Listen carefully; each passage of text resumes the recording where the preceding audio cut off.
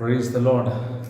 ನಿಮ್ಮೆಲ್ಲರಿಗೂ ಕರ್ತನಾದ ಯೇಸು ಸ್ವಾಮಿ ಹೆಸರಿನಲ್ಲಿ ಈ ದಿವಸದಲ್ಲಿ ಮತ್ತೊಂದು ಸಾರಿ ಈ ಆನ್ಲೈನ್ ಮುಖಾಂತರವಾಗಿ ನಿಮ್ಮನ್ನು ಭೇಟಿ ಮಾಡಲಿಕ್ಕೆ ದೇವರು ಕೊಟ್ಟಂಥ ಕೃಪೆಗಾಗಿ ನಾನು ದೇವರನ್ನ ಮಹಿಮೆಪಡಿಸ್ತೇನೆ. ಕಳೆದ 60 ದಿವಸಗಳಿಂದ ಈ ಆನ್ಲೈನ್ ಮುಖಾಂತರವಾಗಿ ಅನೇಕ ಜನಗಳು ದೇವರ ವಾಕ್ಯದಿಂದ ವೃದ್ಧಿ ಆಗ್ತಾ ಇರೋದನ್ನು ನಾವು ಕಾಣ್ತೇವೆ. ಇವತ್ತು ನಾನು ನಿಮ್ಮ ಮಧ್ಯದಲ್ಲಿ ಮಾತನಾಡ್ತಕ್ಕಂಥ ಒಂದು ವಿಷಯ ಏನಂದರೆ ಪರಿಶುದ್ಧ ಆತ್ಮನ ಕೃತ್ಯಗಳು. ಕಳೆದ 2 ವಾರಗಳ ಹಿಂದೆ ಪರಿಶುದ್ಧಾತ್ಮನ ಒಂದು ಕುರಿತು ಮಾತನಾಡಲಿಕ್ಕೆ ದೇವರು ಸಹಾಯ ಮಾಡಿದ್ದಾರೆ. ಇವತ್ತು ಪರಿಶುದ್ಧಾತ್ಮನ ಕೃತ್ಯಗಳನ್ನ ಕುರಿತು ನಾವು ಧ್ಯಾನ ಮಾಡಲಿಕ್ಕೆ ಹೋಗ್ತೇವೆ. ನಾನು ವಿಶ್ವಾಸ ಬಿಡ್ತೇನೆ, ಈ ವಾಕ್ಯಗಳು ನಿಮ್ಮ ವೈಯಕ್ತಿಕವಾದ ಜೀವಿತದಲ್ಲಿ, ನಿಮ್ಮ ಕುಟುಂಬದಲ್ಲಿಯೂ, ನಿಮ್ಮ ಎಲ್ಲ ಕೆಲಸ ಕಾರ್ಯಗಳಲ್ಲೂ ದೇವರ ಆಶೀರ್ವಾದವನ್ನು ಉಂಟು ಮಾಡ್ತೆಂಬುದಾಗಿ ಹಲವು ಸಾರಿ ಈ ವಾಕ್ಯಗಳು ನಮ್ಮನಿಗೆ ಅನೇಕ ಕಾರ್ಯಗಳನ್ನು ಕಲಿತುಕೊಳ್ಳಿಕ್ಕೆ ಸಹಾಯ ಮಾಡ್ತಾ ಇದೆ. ನಾವು ಈ ಪರಿಶುದ್ಧಾತ್ಮ ಕೃತ್ಯ ಏನೆಂಬುದಾಗಿ ಅಪೊಸ್ತಲ ಕೃತ್ಯಗಳಲ್ಲಿ ನಾವು ಓದ್ತೇವೆ. ನಾನು ಒಂದು ಕಾರ್ಯವನ್ನು ನಿಮ್ಮ ಮಧ್ಯದಲ್ಲಿ ಜ್ಞಾಪಕಪಡಿಸಲಿಕ್ಕೆ ಇಷ್ಟಪಡ್ತೇನೆ. ಯೇಸು ಈ ಲೋಕದಲ್ಲಿ ಆತನ ಅರ್ಧ ಸೇವೆ ಭಾಗದಿಂದ ಪರಿಶುದ್ಧಾತ್ಮನ ಕುರಿತು ತನ್ನ ಶಿಷ್ಯರ ಸಂಗಡ ಮಾತನಾಡಲಿಕ್ಕೆ ಆತನು ಪ್ರಾರಂಭಿಸಿದನು. ಪರಿಶುದ್ಧಾತ್ಮನು ಬಂದು ನಿಮಗೇನೆಲ್ಲ ಕಲಿಸ್ಕೊಡ್ತಾರೆ, ಹೇಳ್ತಾರೆ ಎಂಬುದಾಗಿ ಎಲ್ಲ ಕಾರ್ಯಗಳನ್ನು ಕುರಿತು ಬೋಧಿಸ್ತಾ ಇದ್ದನು. ಆತನು ಪುನರುತ್ಥಾನ ಹೊಂದಿ 40 ದಿವಸಗಳ ಕಾಲ ವೇದ ವಾಕ್ಯದಲ್ಲಿ ನೋಡ್ತೇವೆ, ಈ ಭೂಲೋಕದಲ್ಲಿ ಆತನು ಶಿಷ್ಯರೊಂದಿಗೆ ಅನೇಕ ಕಾರ್ಯಗಳನ್ನು ಆತನು ಕಲಿಸಿಕೊಟ್ಟು ಹೋದನೆಂಬುದಾಗಿ ನಾವು ನೋಡ್ತೇವೆ. ಆಗ ಕೊನೆಯದಾಗಿ ಯೇಸು ಕೊಡ್ತಕ್ಕಂಥ ಸಂದೇಶ ಅಂದರೆ, ಸ್ನಾನಿಕನಾದ ಯೋಹಾನನು ನಿಮಗೆ ನೀರಿನಲ್ಲಿ ದೀಕ್ಷಾ ಸ್ನಾನ ಮಾಡ್ತಾನೆ, ಇನ್ನು ಸ್ವಲ್ಪ ಕಾಲದಲ್ಲಿ ದಿವಸಗಳಲ್ಲಿ ಪರಿಶುದ್ಧಾತ್ಮನಿಂದ ನೀವು ದೀಕ್ಷಾ ಸ್ನಾನ ಹೊಂದಿಕೊಳ್ಳಿಕ್ಕೆ ಹೋಗ್ತೀರಿ. ಆದ್ದರಿಂದ ಯೆರೂಸಲೇಮನ್ನು ಬಿಟ್ಟು ನೀವು ಎಲ್ಲಿಗೆ ಹೋಗ್ಬೇಡ್ರಿ ಎಂಬುದಾಗಿ ಯೇಸು ಸ್ವಾಮಿ ಕೊನೆಯವರೆಗೂ ಈ ರೀತಿಯಾಗಿ ಉಪದೇಶವನ್ನು ಕುರಿತು ಮಾತನಾಡಲಿಕ್ಕೆ ಆರಂಭಿಸಿದನು. ಆತನು ಅವ್ರಿಗೆ ಹೇಳಿದೆ ಅಂದರೆ, ಅಪೊಸ್ತಲ ಕೃತ್ಯ 1ನೇ ಅಧ್ಯಾಯ 8ನೇ ವಾಕ್ಯದಲ್ಲಿ ಹೇಳುತ್ತೆ, ಪವಿತ್ರ ಆತ್ಮನು ನಿಮ್ಮ ಮೇಲೆ ಬರಲು ನೀವು ಬಲ ಹೊಂದಿ ಯೆರೂಸಲೇಮಿನಲ್ಲಿಯೂ ಎಲ್ಲ ಯೂದಾಯ ಸಮರ ಸೀಮೆಗಳಲ್ಲಿ ಭೂಲೋಕದ ಕಡೆಯವರೆಗೂ ನನಗೆ ಸಾಕ್ಷಿಗಳಾಗಿರೆಂಬುದಾಗಿ ಯೇಸು ಸ್ವಾಮಿ ಪರಿಶುದ್ಧಾತ್ಮನ ಒಂದು ಆಗಮನಕ್ಕೋಸ್ಕರವಾಗಿ ಆ ಪರಿಶುದ್ಧಾತ್ಮನ ಬರುವಿಕೆಯನ್ನು ಕುರಿತು ಶಿಷ್ಯರೊಟ್ಟಿಗೆ ಮಾತನಾಡಲಿಕ್ಕೆ ನಾವು ಮಾತನಾಡ್ತಾ ಇರೋದನ್ನು ನಾವು ನೋಡ್ತೇವೆ. ಈ ವಾಕ್ಯವನ್ನು ಕೇಳಿದಂಥ ಶಿಷ್ಯರುಗಳು ಅವರು ಮೇಲ್ಛಾವಣಿಯಲ್ಲಿ ಪ್ರಾರ್ಥನೆಗೋಸ್ಕರವಾಗಿ ಸುಮಾರು 120 ಮಂದಿ ಅಲ್ಲಿ ಕೂಡಿ ಬರ್ತಕ್ಕಂಥ ಕಾರ್ಯಗಳನ್ನು ನಾವು ನೋಡ್ತೇವೆ. ಅವರು ವೇದದಲ್ಲಿ ಓದ್ತೇವೆ, ಅವರು ಒಂದೇ ಮನಸ್ಸಿನಲ್ಲಿ ಏಕ ಮನಸ್ಸಿನಲ್ಲಿ ಅನೇಕ ಕಾರ್ಯಗಳನ್ನು ಕುರಿತು ತಮ್ಮ ಜೀವಿತದಲ್ಲಿ ಸಾಕ್ಷಿಗಳಾಗಿ ಹಂಚಿಕೊಳ್ಳಿಕ್ಕೆ ಆ ದಿವಸ ಅವರಿಗೆ ಒಂದು ನೇಮಿಸಲ್ಪಟ್ಟಂಥ ದಿವಸವಾಗಿತ್ತು. ಈ 40 ದಿವಸ ಆದಮೇಲೆ ಇನ್ನು 10 ದಿವಸ ಮುಗಿಯವರೆಗೂ ಯೆರೂಸಲೇಮಿನಲ್ಲಿ ಮೇಲೆ ಅಂತಸ್ತಿನಲ್ಲಿ ಪೇತ್ರನು, ಯೋಹಾನನು, ಯಾಕೋಬನು, ಆತನ ಶಿಷ್ಯರುಗಳು, ಆತನು ನಂಬಿದಂಥ ಅನೇಕ ವಿಶ್ವಾಸಿಗಳು ಪ್ರಾರ್ಥನೆಗೋಸ್ಕರವಾಗಿ ಕಳೆದು ಹೋದರೆಂಬುದಾಗಿ ನಾವು ನೋಡ್ತೇವೆ. ಅವರು ಪ್ರಾರ್ಥನೆ ಮಾಡೋದಕ್ಕೆ ಮುಂಚಿತವಾಗಿ ಅವರೆಲ್ಲರ ಮನಸ್ಸು ಒಂದಾಗಿತ್ತು. ಅವರು ಒಂದೇ ರೀತಿಯಲ್ಲಿ ಒಂದೇ ಆತ್ಮದಲ್ಲಿ ಕೂಡಿ ಪಟ್ಟರಾಗಿ ಆ ದಿವಸದಲ್ಲಿ ನಾವು ನೋಡ್ತೇವೆ. ಅಪೊಸ್ತಲ ಬರೆದ ಕೃತ್ಯ 2ನೇ ಅಧ್ಯಾಯ ನಾವು ಓದಬೇಕಾದ್ರೆ ಪರಿಶುದ್ಧಾತ್ಮನ ಆಗಮನನ ಕುರಿತು ನಾವು ನೋಡ್ತೇವೆ. ಆ ದಿವಸ ಒಂದು ಪಂಚಶತಮ ದಿವಸ, ಇಂಗ್ಲಿಷ್ ಭಾಷೆಯಲ್ಲಿ ಇರಬೇಕಂದ್ರೆ ದ ಡೇ ಆಫ್ ಪೆಂಟಿಕಾಸ್ಟ್. ಯಹೂದ್ಯರಲ್ಲಿ 7 ಹಬ್ಬ ಇದ್ದಾರೆ. ಈ 7 ಹಬ್ಬದಲ್ಲಿ ಇದು 5ನೇ ಹಬ್ಬ, ಪಸ್ಕ ಹಬ್ಬ. ಕಳೆದು 50 ದಿವಸಗಳ ಆದ ಮೇಲೆ ಬರ್ತಕ್ಕಂಥ ಹಬ್ಬನೇ ಪಂಚಶತಮ ಒಂದು ಹಬ್ಬ. ಇದು ಬಹಳ ಮುಖ್ಯವಾಗಿರ್ತಕ್ಕಂಥ ಒಂದು ಯಹೂದ್ಯರ ಒಂದು ಹಬ್ಬವಾಗಿ ಇರುವುದರಿಂದ ಆ ದಿವಸದಲ್ಲಿ ಪ್ರಪಂಚದಲ್ಲಿ ಮೂಲೆ ಮೂಲೆಗಳಲ್ಲಿ ಇರ್ತಕ್ಕಂಥ ಯಹೂದ್ಯರುಗಳು, ಪ್ರಪಂಚದಲ್ಲಿ ಯಾವ ಭಾಗದಲ್ಲಿದ್ದರೂ ಸರಿ, ಯಹೂದ್ಯರುಗಳು ಆ ದಿವಸ ಯೆರೂಸಲೇಮಿನಲ್ಲಿ ಬಂದು ದೇವಾಲಯದಲ್ಲಿ ತಾವು ಬೆಳೆದು ತಂದಿರ್ತಕ್ಕಂಥ ಒಂದು ದವಸ ಧಾನ್ಯಗಳನ್ನು ಆ ದಿವಸದಲ್ಲಿ ದೇವರ ಬಲಿಪೀಠದಲ್ಲಿ ಸಮರ್ಪಿಸಿ ಆಚರಿಸ್ತಕ್ಕಂಥ ಹಬ್ಬನೇ ಪಂಚಶತಮ ದಿನ ಹಬ್ಬ. ಅವ್ರು ಬೆಳೆದು ತಂದಿರ್ತಕ್ಕಂಥ ದವಸ ಧಾನ್ಯಗಳು, ಅವರು ಸಾಕಿರ್ತಕ್ಕಂಥ ಕುರಿ ಮರಿಗಳು, ಅವರು ಇರ್ತಕ್ಕಂಥ ಎಲ್ಲ ಕಾರ್ಯಗಳನ್ನು ಆ ದಿವಸವನ್ನು ಸುಗ್ಗಿಯ ಒಂದು ಜಾತ್ರೆ, ಅದ ಪ್ರಥಮ ಫಲದ ಒಂದು ಆಚರಣೆ ಎಂಬುದಾಗಿ ದೇವರ ವಾಕ್ಯದಲ್ಲಿ ನಾವು ಓದುತ್ತೇವೆ. ಆ ವಾಕ್ಯಗಳು ಓದಬೇಕಾದ್ರೆ ನಮಗೆ ಚೆನ್ನಾಗಿ ಅರ್ಥ ಆಗುತ್ತೆ. ಆ ವಾಕ್ಯದಲ್ಲಿ ಹೇಳುತ್ತೆ, ಅವರು ಪಂಚಶತಮದಿಂದ ಹಬ್ಬಕ್ಕೋಸ್ಕರವಾಗಿ, ಇದು ಯಹೂದ್ಯರ ಒಂದು ಸಂಪ್ರದಾಯ.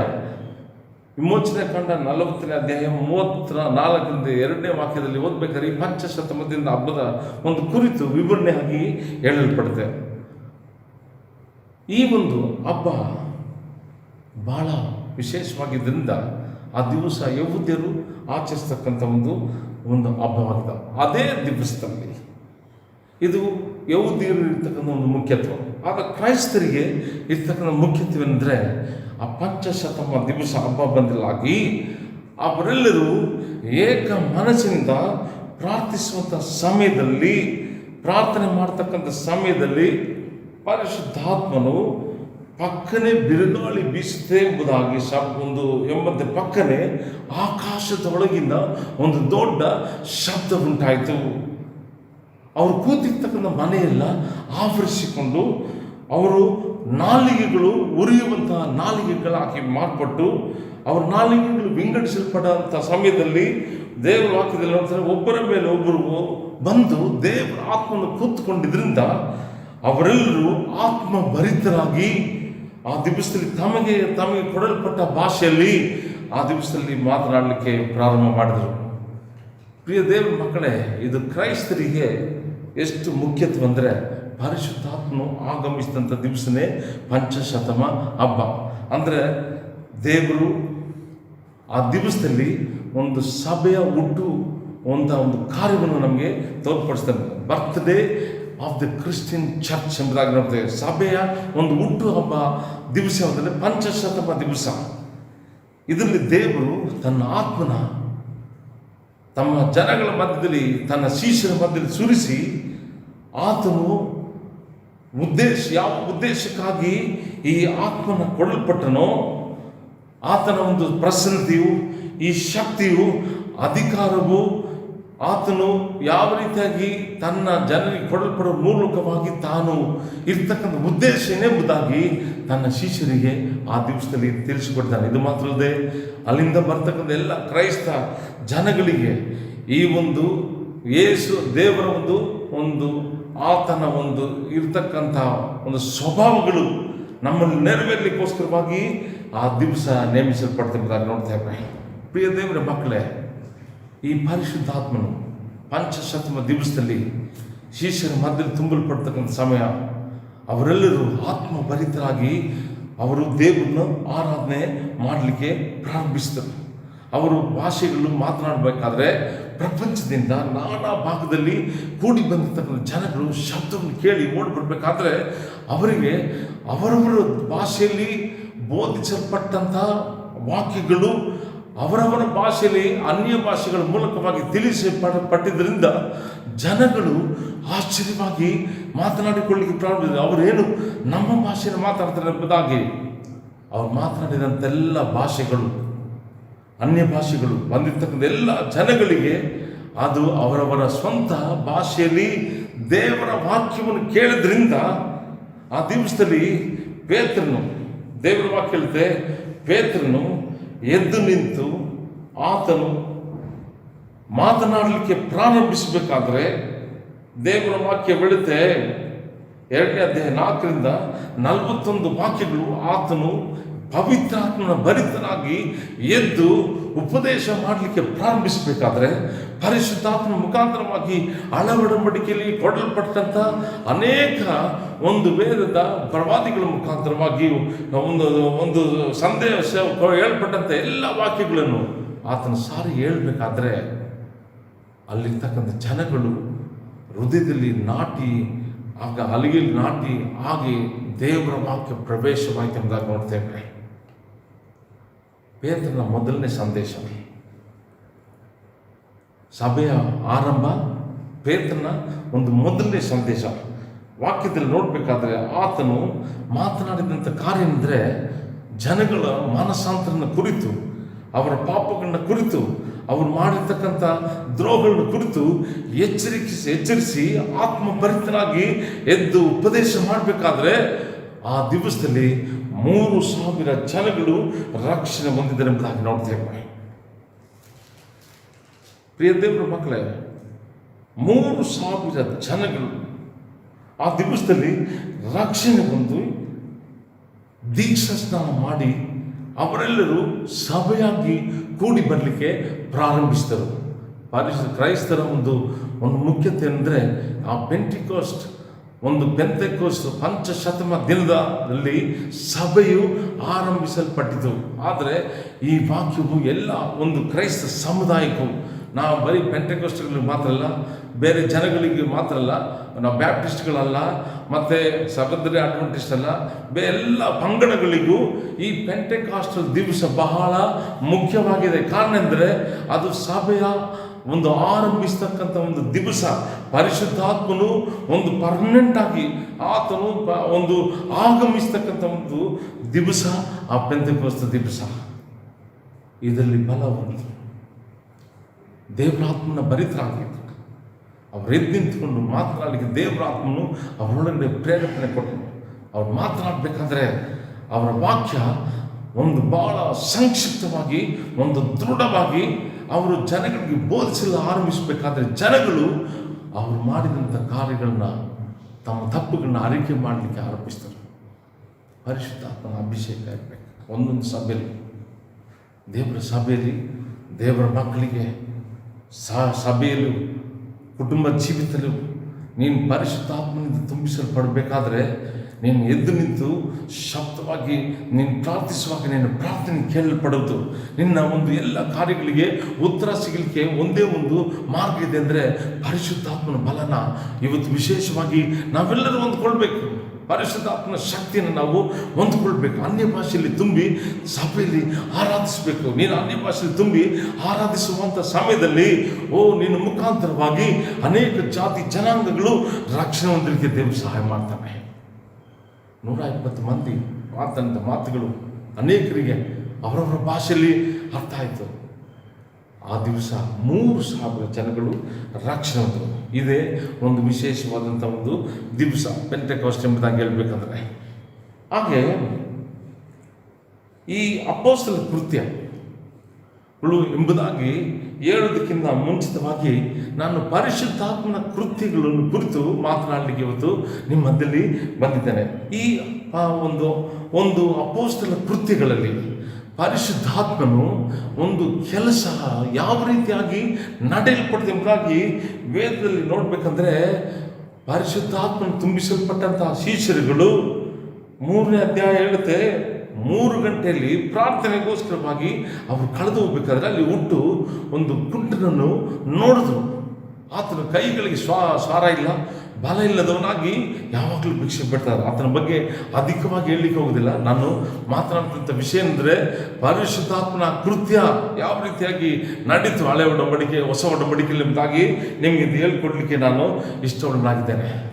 ಪೇತ್ರ, ಯೋಹಾನ, ಯಾಕೋಬ್ ಆತನ ದೃಷ್ಟಿಸಿ ನೋಡಿ ಅವನ ಮೇಲೆ ಕೈಗಳನ್ನಿಟ್ಟು ಪ್ರಾರ್ಥಿಸುವಾಗ ಆತನು ಜೀವಿತದಲ್ಲಿ ಪರಿಶುದ್ಧಾತ್ಮನಿಂದ ತುಂಬಿಸಲ್ಪಟ್ಟ ಆತನ ದೃಷ್ಟಿಸಬೇಕಾದ್ರೆ ಆ ಪರಿಶುದ್ಧಾತ್ಮನ ಅಭಿಷೇಕ ಆ ಒಂದು ಕುಂಟನ ಮೇಲೆ ಇಳಿದು ಬರಬೇಕಾದ್ರೆ ಆತನ ಶಕ್ತಿ ಹೊಂದಿ ಎದ್ದು ನಡೀಲಿಕ್ಕೆ ಪ್ರಾರಂಭಿಸಿದೆ ಎಂಬುದಾಗಿ ನೋಡ್ತೇವೆ. ನಾನು ದೇವರ ವಾಕ್ಯ ಓದ್ಬೇಕಂದ್ರೆ ಮತ್ತಾಯ 17:14 ಓದಬೇಕಂದ್ರೆ ಒಬ್ಬ ಮನುಷ್ಯ ತನ್ನ ಮಗನನ್ನ ಶಿಷ್ಯನ ಬಳಿಗೆ ತೆಗೆದುಕೊಂಡು ಬಂದು, ಸ್ವಾಮಿ, ನನ್ನ ಮಗನಿಗೆ ಮೂರ್ಛವಾಯಿ ರೋಗ, ಆತನ ಸ್ವಸ್ಥ ಮಾಡಬೇಕೆಂಬುದಾಗಿ ಬೇಡಿಕೊಂಡು ಕೂಡ ಆ ದಿವಸದಲ್ಲಿ ಶಿಷ್ಯರ ಕೈಲಿ ಯಾವ ಅದ್ಭುತ ಕಾರ್ಯಗಳು ಕೂಡ ಮಾಡಲಿಕ್ಕೆ ಒಂದು ಸಾಧ್ಯವಾಗಲಿಲ್ಲ. ಯಾಕಂದರೆ ಅವರು ಆ ದಿವಸದಲ್ಲಿ ಪ್ರಾರ್ಥನೆ, ಒಂದು ಅಭಿಷೇಕ, ಒಂದು ಆತ್ಮ, ಒಂದು ದೇವರು ಆತ್ಮನಿಂದ ತುಂಬಿಸಲ್ಪಟ್ಟಂಥ ಕಾರ್ಯಗಳು ಅನುಭವ ಆ ಜೀವಿತದಲ್ಲಿ ಇಲ್ಲದೇ ಇರೋದರಿಂದ ಒಂದು ಅದ್ಭುತ ಕಾರ್ಯಗಳನ್ನು ಕೂಡ ಮಾಡಲಿಕ್ಕೆ ಸಾಧ್ಯವಿಲ್ಲ. ಆದರೆ ಅವತ್ತು 3 ಗಂಟೆ ಮಧ್ಯಾಹ್ನದಲ್ಲಿ ಪೇತ್ರ, ಯೋಹಾನ, ಯಾಕೋಬನು ಅವರ ಕೈಗಳನ್ನು ಹಿಡಿದು ಎಬ್ಬಿಸಬೇಕಾದ್ರೆ ಆತನ ಕಾಲುಗಳು ಬಲ ಬಂದು ಎದ್ದು ಆ ದೇವರನ್ನ ಆರಾಧಿಸಲಿಕ್ಕೆ ಪ್ರಾರಂಭಿಸಿದನು. ಹೀಗೆ ನಾವು ನೋಡ್ಬೇಕಂದ್ರೆ ಮತ್ತೊಂದು ಸಾರಿ ಪೇತ್ರನು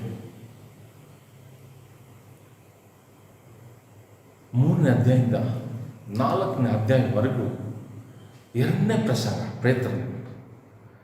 ಆತನು 2ನೇ ಸಾರಿ ಎದ್ದು ಪ್ರಸಂಗ ಮಾಡಬೇಕಾದ್ರೆ ಶಾಸ್ತ್ರಿಗಳು, ಫರಿಸಾಯರು ಮತ್ತು ವೇದ ಪಂಡಿತರು, ಅನೇಕ ಅಧಿಕಾರಿಗಳು ಮಧ್ಯದಲ್ಲಿ ಎದ್ದು ಧೈರ್ಯವುಳ್ಳವನಾಗಿ ಆತನು ಎದ್ದು ಪ್ರಸಂಗ ಮಾಡಲಿಕ್ಕೆ ಆರಂಭಿಸಿದನು.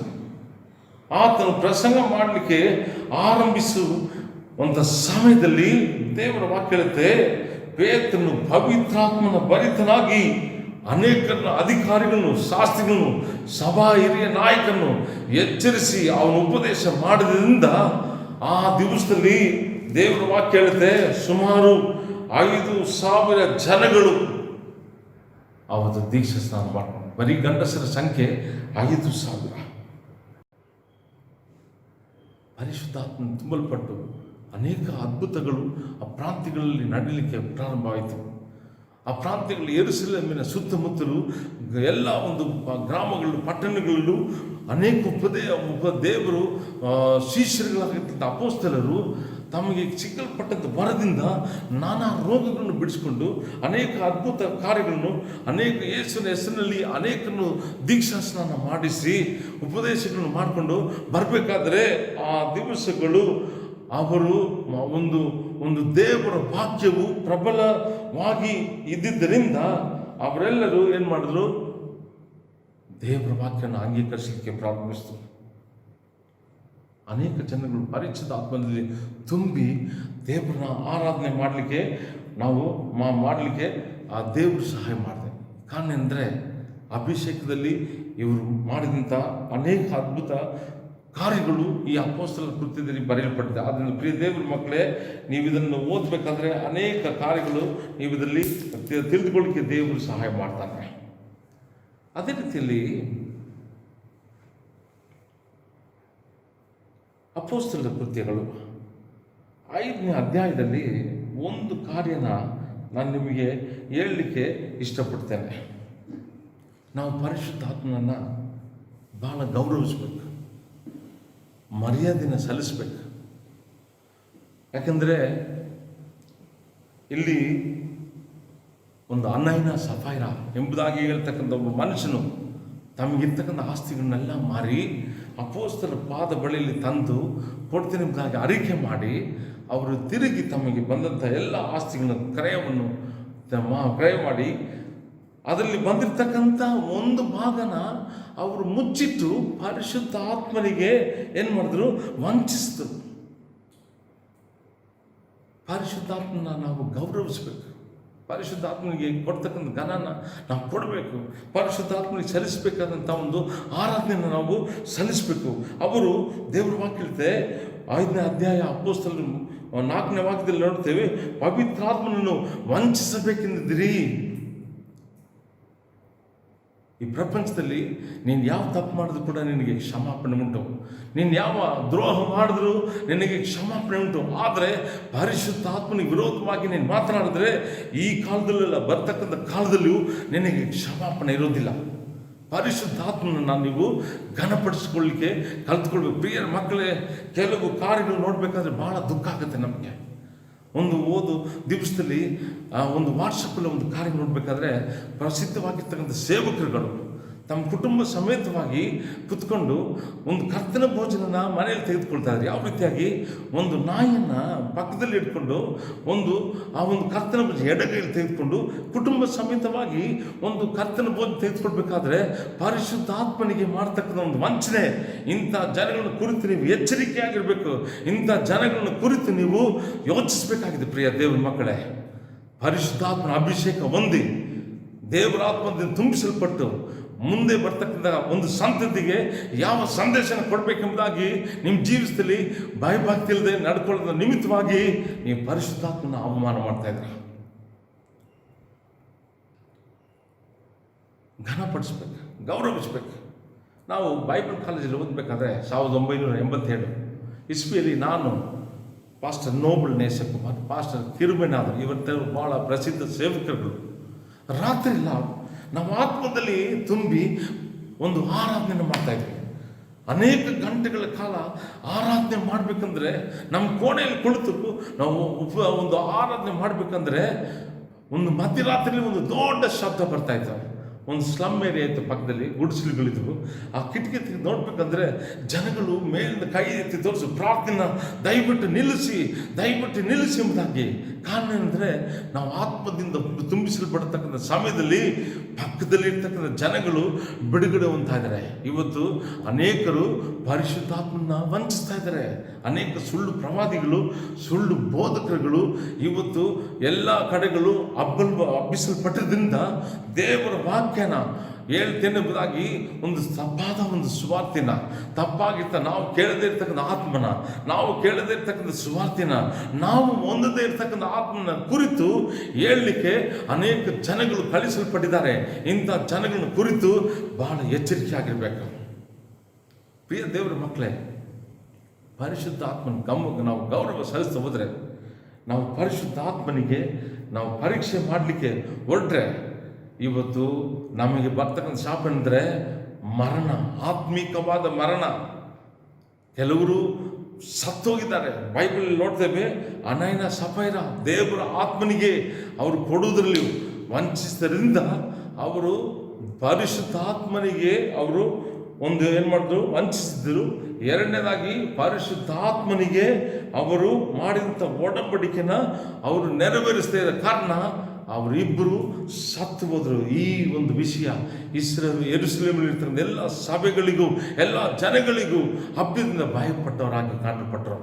ಇವತ್ತು ಭಯ ಇರಬೇಕು, ದೇವರ ಜನಗಳಿಗೆ ಭಯ ಇರಬೇಕು.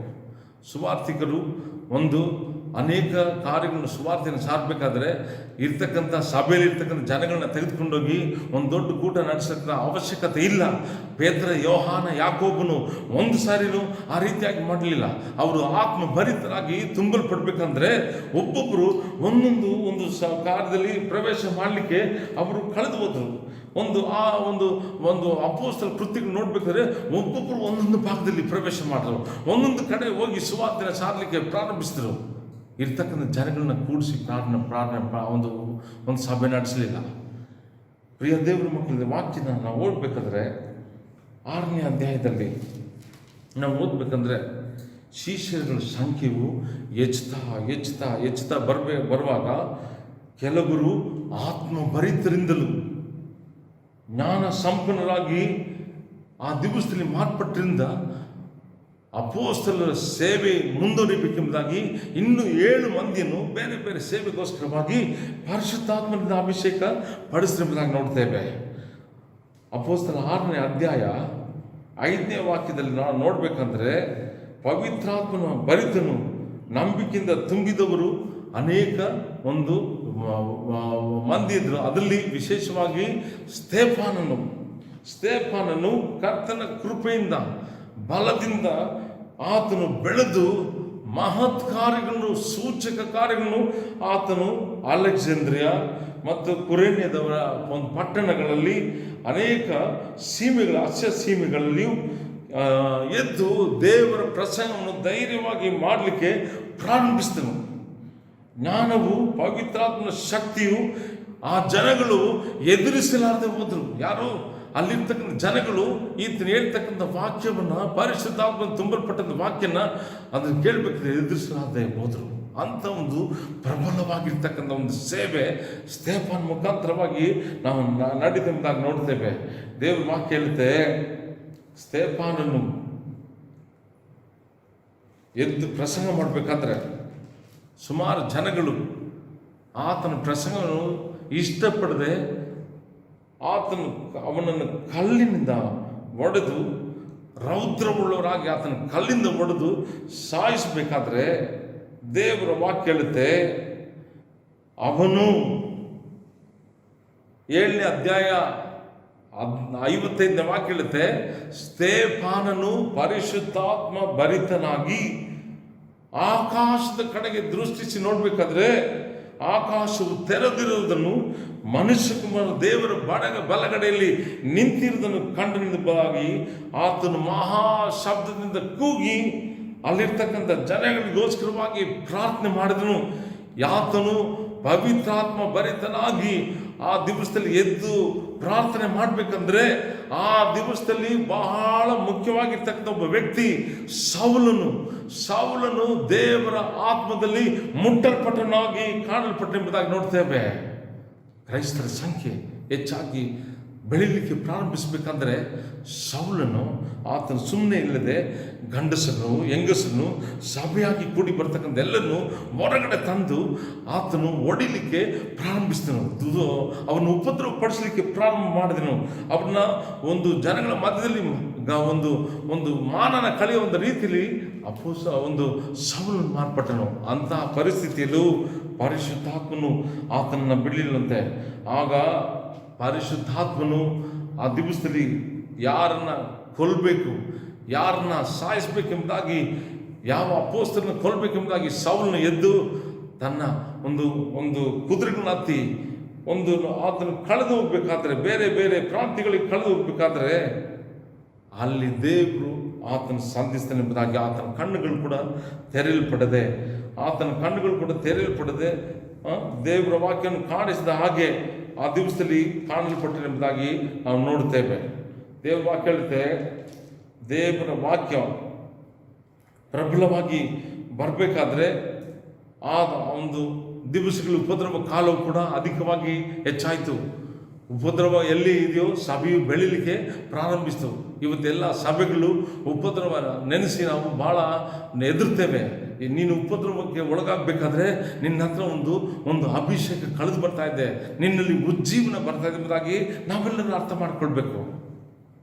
ಆತನು ಕೂಡ ಒಂದು ಅಪೊಸ್ತಲನಾಗಿ ಮಾರ್ಪಟ್ಟನೆಂಬುದಾಗಿ ನಾವು ದೇವರು ವಾಕ್ಯಿರ್ತೇವೆ. ಪರಿಶುದ್ಧಾತ್ಮನು ಎಷ್ಟರ ಮಟ್ಟಿಗೆ ಪ್ರಬಲವಾಗಿ ಒಂದು ಕಾರ್ಯಗಳನ್ನ ನಡೆಸ್ತಾ ಇದ್ದೀನಿ ಎಂಬುದಾಗಿ ನೋಡ್ಬೇಕಂದ್ರೆ ಬಹಳ ಒಂದು ಅದ್ಭುತವಾಗಿ ನಡೀತಾ ಇದೆ. ಇವತ್ತು ನಿನ್ನ ಸೇವೆ ಅಭಿವೃದ್ಧಿ ಹೊಂದಬೇಕಂದ್ರೆ ನೀನು ಪರಿಶುದ್ಧಾತ್ಮನ ತುಂಬಿ ವೃದ್ಧಿ ಹಾಕು ಸಾಕು. ಜನಗಳು ನಿನ್ನನ್ನು ಹುಡುಕೊಂಡು ಓಡ್ಬರ್ತಾರೆ. ಕೆಲವು ದಿವಸಗಳು ಹಿಂದೆ ಈ ಗ್ರಾಮದಲ್ಲಿ ನಾನು ಅನೇಕ ಉಪವಾಸದ ಪ್ರಾರ್ಥನೆ ತೆಗೆದುಕೊಂಡು ಆಲಯದಲ್ಲಿ ಕುಳಿತುಕೊಂಡು ಪ್ರಾರ್ಥನೆ ಮಾಡಬೇಕಂದ್ರೆ ಅಲ್ಲಿ ಊರಲ್ಲಿ ಇರ್ತಕ್ಕಂಥ ಎಲ್ಲ ಜನಗಳು ದೆವ್ವ ಪೀಡಿತರು, ವ್ಯಾಧಿಸ್ತರು ಅವತ್ತು ಹುಡುಕೊಂಡು ಬರೋರು ಆಲಯನ. ಅವ್ರ ಮೇಲೆ ಕೈ ಇಡಬೇಕಾದ್ರೆ ದೇವರು ಅನೇಕ ಜನಗಳನ್ನ ಸ್ವಸ್ಥಪಡಿಸ್ತಾನೆ. ಅನೇಕರು ಜನಗಳು ಮಾಟ ಮಂತ್ರದಿಂದಲೂ, ಅನೇಕರು ಜನಗಳು ಸೈತಾನ ಕಟ್ಟುಗಳಿಂದಲೂ, ಅನೇಕರು ಪಾರ್ಶ್ವವಾಯು ರೋಗದಿಂದಲೂ, ಅನೇಕರು ಕ್ಯಾನ್ಸರಿಂದಲೂ ಬಿಡುಗಡೆ ಹೊಂದಲಿಕ್ಕೆ ಕಾರಣ ಏನಂದರೆ ಆ ದಿವಸದಲ್ಲಿ ಪರಿಶುದ್ಧಾತ್ಮ ತುಂಬಿ ನಾವು ಉಪದೇಶ ಪ್ರಾರ್ಥನೆ ನಿರಂತರವಾಗಿ ಕಳೆಯುವಾಗ ಜನಗಳು ಸ್ವಸ್ಥವಾಗಲಿಕ್ಕೆ ಆರಂಭಿಸಿದ. ಪ್ರಿಯ ದೇವರ ಮಕ್ಕಳೇ, ನಿನ್ನ ಜೀವಿತದಲ್ಲಿ ನೀನು ಪರಿಶುದ್ಧಾತ್ಮನ ಅಭಿಷೇಕ ಹೊಂದಿಕೊಳ್ಳಿಕ್ಕೆ ಆಸಕ್ತನಾಗಬೇಕು. ಇನ್ನು ಪರಿಶುದ್ಧಾತ್ಮನು ಏನೆಲ್ಲ ಮಾಡ್ತಾ ಇದ್ದಾರೆ ಎಂಬುದಾಗಿ ನಾವು ನೋಡ್ತೇವೆ. ಪರಿಶುದ್ಧಾತ್ಮನ ಕೆಲವು ಸಾರಿ ಮನುಷ್ಯರ ಸಂಗಡ ಮಾತನಾಡಲಿಕ್ಕೆ ಇಷ್ಟಪಡ್ತಾನೆ. 11ನೇ ಅಧ್ಯಾಯದಲ್ಲಿ ನಾವು ನೋಡಬೇಕಂದ್ರೆ 11ನೇ ಅಧ್ಯಾಯದಲ್ಲಿ ಕೆಲವು ವಾಕ್ಯಗಳನ್ನ ನೋಡಬೇಕಂದ್ರೆ ಪರಿಶುದ್ಧಾತ್ಮನು ಅನೇಕರ ಜನಗಳ ಒಟ್ಟಿಗೆ ಆತನು ಮಾತನಾಡಲಿಕ್ಕೆ ಪ್ರಾರಂಭಿಸ್ತನು. ಪರಿಶುದ್ಧಾತ್ಮನು ಅನೇಕರ ಹೃದಯದಲ್ಲಿ ಮಾತನಾಡ್ತಾ ಇದ್ರೆ, ಪರಿಶುದ್ಧಾತ್ಮನು ಒಂದು ಕಡೆ ವರಗಳಿಂದ ತುಂಬಿಸಲ್ಪಡ್ತಾ ಇದ್ರೆ, ಇನ್ನು ಒಂದು ಕಡೆ ಪರಿಶುದ್ಧಾತ್ಮನ ತುಂಬಿಸಲ್ಪಟ್ಟು ಸೇವೆಗೋಸ್ಕರವಾಗಿ ಒಂದು ಗುಂಪು ಕಳೆದು ಹೋಗ್ತಾ ಇದೆ. ಇನ್ನು ದೇವರ ವಾಕ್ಯವು ಅನೇಕ ಕಡೆ ಸಾರಲ್ಪಡಲಿಕ್ಕೆ ದೇವರು ಸಹಾಯ ಮಾಡಿದ್ದಾನೆ. ಯೆರೂಸಲೇಮಿಂದ ಈಗ ಯೂದಾಯದಲ್ಲಿ ದೇವರ ವಾಕ್ಯ ಪ್ರಬಲವಾಯಿತು. ಯೂದಾಯದ ಮುಖಾಂತರವಾಗಿ, ಪೇತ್ರನ ಮುಖಾಂತರವಾಗಿ ಅನ್ಯ ಜನಗಳ 11ನೇ ಅಧ್ಯಾಯದಲ್ಲಿ ದೇವರ ಆತ್ಮನು ಅನ್ಯ ಜನಗಳ ಮಧ್ಯದಲ್ಲಿ, ಅಂದರೆ ಸಮರ್ಯ ಸೀಮೆಗಳ ಮಧ್ಯದಲ್ಲಿ, ಜನಗಳಿಂದ ತಳ್ಳಲ್ಪಟ್ಟಂಥ ಜನಗಳ ಮಧ್ಯದಲ್ಲಿ ಪರಿಶುದ್ಧಾತ್ಮನು ತೆಗೆದುಕೊಂಡು ಹೋಗಿ ಅವರ ಮಧ್ಯದಲ್ಲಿ ಸುವಾರ್ತೆಯನ್ನು ಸಾರಲಿಕ್ಕೆ ಸಹಾಯ ಮಾಡಿದನು. ಅವನು ದೇವರ ಆತ್ಮನು ಅವರ ಜೊತೆಯಲ್ಲಿ ಇದ್ದುದರಿಂದ ಯಾವ ಭೇದ ಭಾವವು ಆ ಜನಗಳಿಗೆ ಇಲ್ಲದೆ ಹಾಗೆ ಆಯಿತು. 11ನೇ ಅಧ್ಯಾಯ ಅಪೊಸ್ತಲರು 15ನೇ ವಾಕ್ಯದಲ್ಲಿ ನೋಡುವಾಗ, ನಾನು ಮಾತನಾಡುವುದಕ್ಕೆ ಪ್ರಾರಂಭಿಸಿದಾಗ ಪರಿಶುದ್ಧಾತ್ಮನ ವರವು ಅವರ ಮೇಲೆ ಇಳಿಲಿಕ್ಕೆ ಪ್ರಾರಂಭ ಆಯಿತು. ಎಲ್ಲಿ? ಅನ್ಯ ಜನಗಳ ಮೇಲೆ. ಇದೇ ಯೇಸು ಸ್ವಾಮಿ ಕೊಟ್ಟಂಥ ವಾಗ್ದಾನ. ಮೊದಲು ಯೆರೂಸಲೇಮಿನಲ್ಲಿಯೂ, ಆಮೇಲೆ ಯೂದಾಯದಲ್ಲೂ, ಸಮರ್ಯ ಸೀಮೆಗಳಲ್ಲೂ ಈಗ ದೇವರ ವಾಕ್ಯ ಪ್ರಬಲವಾಗ್ತಾ ಇದೆ. ಇದು ಕಾರಣ ಅಂದರೆ ಪರಿಶುದ್ಧಾತ್ಮನ ಶಕ್ತಿ, ಪರಿಶುದ್ಧಾತ್ಮನ ಒಂದು ಕೃತ್ಯ, ಪರಿಶುದ್ಧಾತ್ಮನು ನಡೆಸ್ತಕ್ಕಂಥ ಒಂದು ಸೇವೆ, ಪರಿಶುದ್ಧಾತ್ಮನಿಂದ ತುಂಬಿ ನಾವು ಮಾಡ್ತಕ್ಕಂಥ ಎಲ್ಲ ಕಾರ್ಯಗಳು ಯಾವ ರೀತಿಯಾಗಿ ಬದಲಾವಣೆ ಕೊಂಡು ಬರ್ತಿದ್ದಾಗಿ ಆದಿ ಸಭೆಗಳಲ್ಲಿ ನಾವು ನೋಡ್ತೀವಿ. ಪ್ರಿಯ ದೇವರ ಮಕ್ಕಳೇ, ಆ ದಿವಸದಲ್ಲಿ ಕೂಡಲ್ಪಟ್ಟಂಥ ಬಂದ ಹಣಗಳನ್ನು ತೆಗೆದುಕೊಂಡು ಸಭೆಗಳು ವಿಸ್ತಾರವಾಗಲಿಕ್ಕೆ ದೇವರು ಆತ್ಮನ್ನು ಪ್ರೇರೇಪಿಸ್ತಾರೆ. ಇವತ್ತು ನಾನು ಮತ್ತೆ ಎಚ್ಚರಿಸ್ತಾ ಇದ್ದೇನೆ ಸುವಾರ್ತಿಕರುಗಳಿಗೆ, ನೀವು ಜನಗಳನ್ನ ಕರೆದು, ಬೇರೆ ಬೇರೆ ಸಭೆಗಳಿಂದ ಜನಗಳನ್ನ ಕರೆದು ಅವರಿಂದ ಕಾಣಿಕೆಯನ್ನು ತೆಗೆದುಕೊಂಡು, ಅವರಿಂದ ದಶಮಭಾಗವನ್ನು ತೆಗೆದುಕೊಂಡು ದೇವರ ಆತ್ಮನು ನಿಮಗೆ ಕೊಡಲ್ಪಟ್ಟಂಥ ಒಂದು ವರಗಳನ್ನ ಹಣಕ್ಕೋಸ್ಕರವಾಗಿ ಮಾಡ್ತಾ ಇದ್ದೀರಾ. ಎಚ್ಚರಿಕೆಯಾಗಿರಬೇಕು. ಪ್ರಿಯ ದೇವ ಜನಗಳೇ, ನೀವು ತಿಳಿದುಕೊಳ್ಬೇಕಂತ ವಾಕ್ಯ ಏನಂದರೆ, ಕೊನೆಯ ದಿವಸದಲ್ಲಿರುವಂಥ ಕಳ್ಳ ಉಪದೇಶಗಳಿಗೂ, ಸುಳ್ಳು ಪ್ರವಾದಿಗಳಿಗೂ, ಸುಳ್ಳು ಉಪದೇಶಕರಿಗೆ ಎಚ್ಚರಿಕೆಯಾಗಿರ್ರಿ. ಇವತ್ತು ಸಭೆ ಯಾರು ಕಟ್ತಾ ಇದ್ದಾರೆ? ಸಭೆಯ ಸೇವೆ ಮಾಡ್ತಕ್ಕಂಥ ಒಂದು ಸೇವಕರುಗಳು ಸಭೆಗಳನ್ನ ಎಲ್ಲ ಭಾಗದಲ್ಲಿ ಕಟ್ತಾ ಇದ್ದಾರೆ. ನೀನು ಕೊಡ್ತಕ್ಕಂಥ ಹಣ, ನೀನು ಕೊಡ್ತಕ್ಕಂಥ ದಶಮ ಭಾಗ, ನೀನು ಕೊಡ್ತಕ್ಕಂಥ ಎಲ್ಲ ಒಂದು ಹಣವು ಸುವಾರ್ತೆಗಳು ತೆಗೆದುಕೊಂಡು ಏನು ಮಾಡ್ತಾ ಇದ್ದಾರೆ?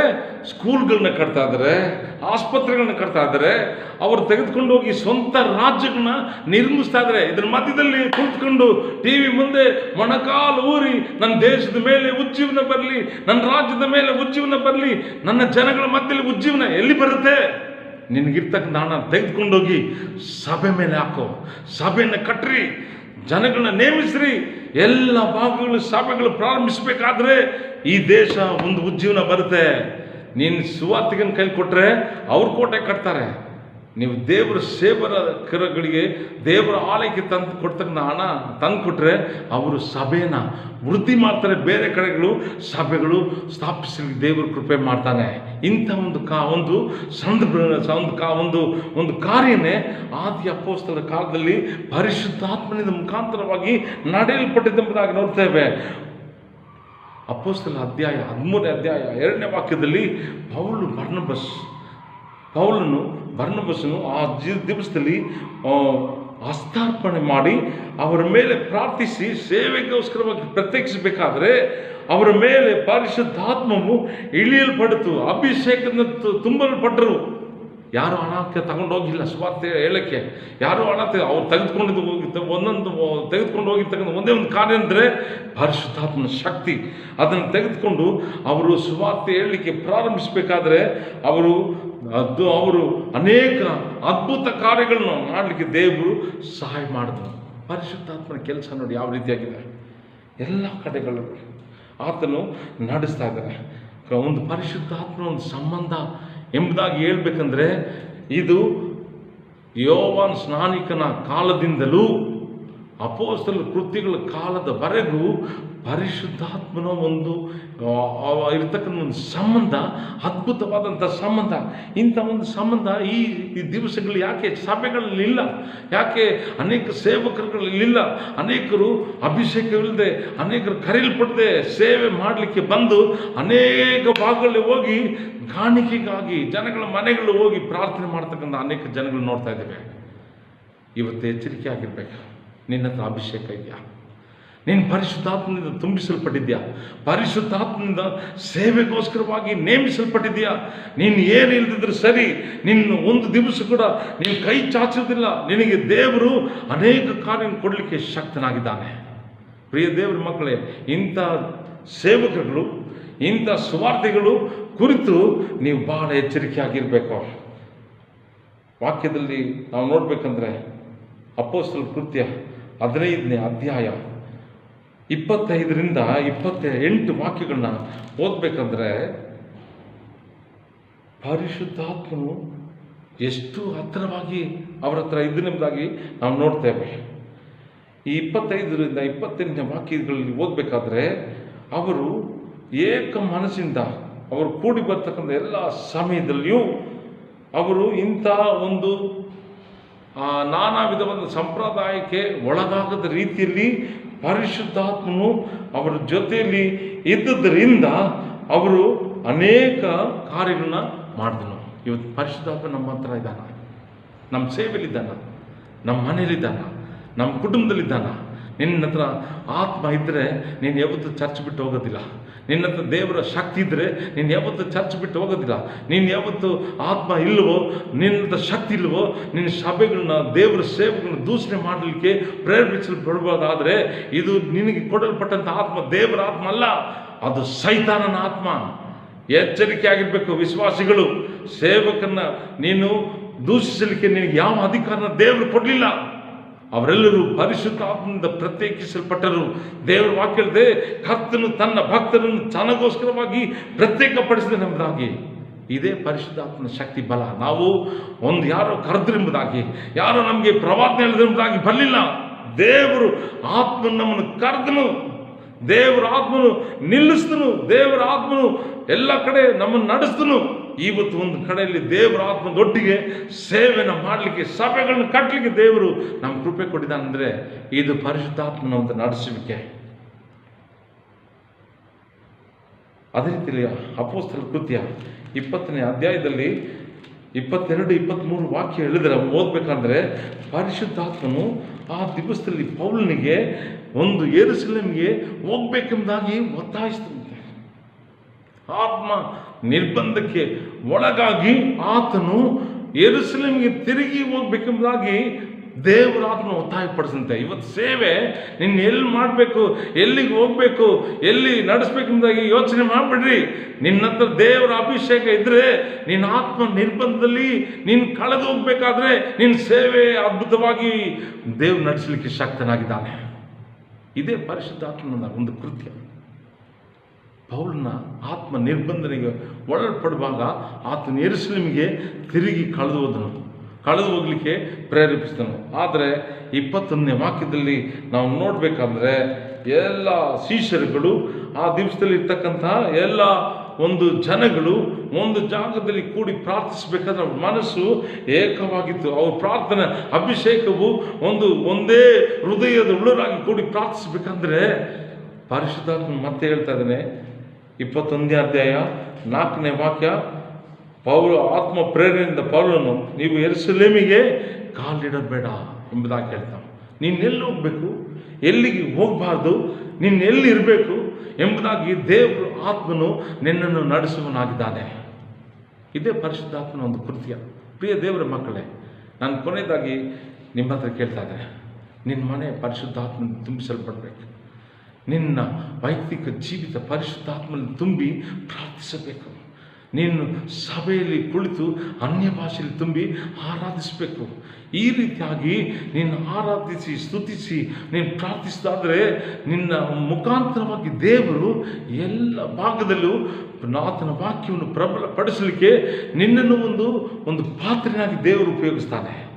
ಇವತ್ತು ನಿಜವಾಗ್ಲೂ ನಿನ್ನ ಹತ್ರ ಅಭಿಷೇಕ ಇದೆಯಾ? ನಿಜವಾಗ್ಲೂ ಪವಿತ್ರಾತ್ಮನ ನಡೆಸುವಿಕೆ ಇದೆಯಾ? ನಿಜವಾಗ್ಲೂ ನಿನ್ನ ಜೀವಿತದಲ್ಲಿ ಪರಿಶುದ್ಧಾತ್ಮ ನಿನ್ನ ಆಳ್ವಿಕೆ ಮಾಡ್ತಾ ಇದ್ದಾನ? ಯಾರ ಒಂದು ಅದಿಂದಲ್ಲಿ ನಿನ್ನ ಜೀವನ ಮಾಡ್ತಾ ಇದ್ದೀವಿ?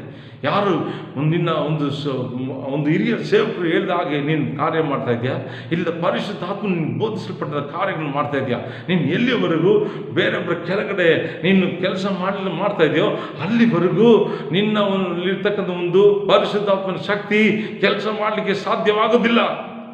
ಪ್ರಾರ್ಥನೆ ಮಾಡಿ ಕುಳಿತುಕೊಂಡು ದೇವರು ಆತ್ಮನು ನಿನ್ನ ನಡೆಸಲಿಕ್ಕೆ ಶಕ್ತನಾಗಿದ್ದಾನೆ. ಇದಕ್ಕೋಸ್ಕರನೇ ಪರಿಶುದ್ಧಾತ್ಮನ ಒಂದು ಕೃತ್ಯ ಯಾವ ರೀತಿಯಾಗಿ ಇದೆ ಎಂಬುದಾಗಿ ನಾನು ನಿಮ್ಮ ಮಧ್ಯದಲ್ಲಿ ಹೇಳಿಕೊಳ್ಳಲಿಕ್ಕೆ ದೇವರು ನಮಗೆ ಸಹಾಯ ಮಾಡ್ತಾರೆ. ಈ ವಾಕ್ಯಗಳಿಂದ ದೇವರು ನಿಮ್ಮನ್ನು ಆಶೀರ್ವಿಸಲಿ. ಹೆಚ್ಚಾಗಿ ಪ್ರಾರ್ಥಿಸಿರಿ. ಆದಷ್ಟು ಬೇಗನೆ ಸಭೆಗಳು ತೆರೆಯಲ್ಪಡಬೇಕು.